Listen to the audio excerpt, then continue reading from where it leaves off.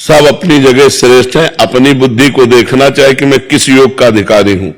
यदि खूब कर्मठता है, कर्म प्रवीणता है, कर्म में रति है, तो निष्काम भाव से कर्म योग के अधिकार का वो प्राणी है, मनुष्य है। जो भगवान की चर्चा सुनते ही हृदय आसक्त हो रहा है, दैन्यता है, भगवान का नाम प्रिय लगता है, लगता मेरे से तो कुछ हो नहीं सकता, हे भगवान शरणागत प्रतिपाल, ना विषयों का संपूर्ण त्यागी है, ना उसे संसार का संपूर्ण ज्ञान है, वो अपने को अधम समझकर भगवान की तरफ वो भक्ति का अधिकारी है।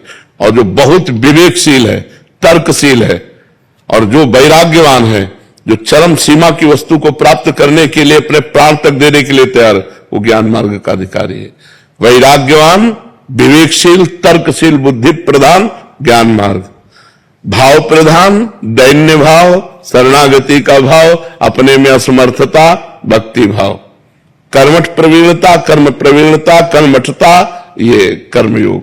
तो अपने को देखना चाहिए कि अपना भाव किधर है, कर्म प्रधान है या भाव प्रधान है या ज्ञान प्रधान है। जिधर हो उधर मार्ग भगवान ने इसीलिए अलग अलग, सबको एक मार्ग में नहीं चलाया जा सकता, और सबका फल एक ही है।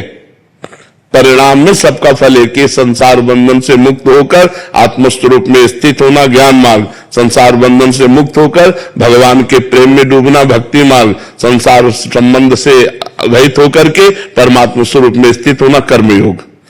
वही परमात्मा है, वही भगवान है, वही ब्रह्म है। जो ज्ञानी लोग जिसे ब्रह्म कहते हैं, भक्त उन्हें भगवान कहते हैं, योगी उन्हें परमात्मा कहते हैं। तत्व एक ही है। समझ गए ना आप?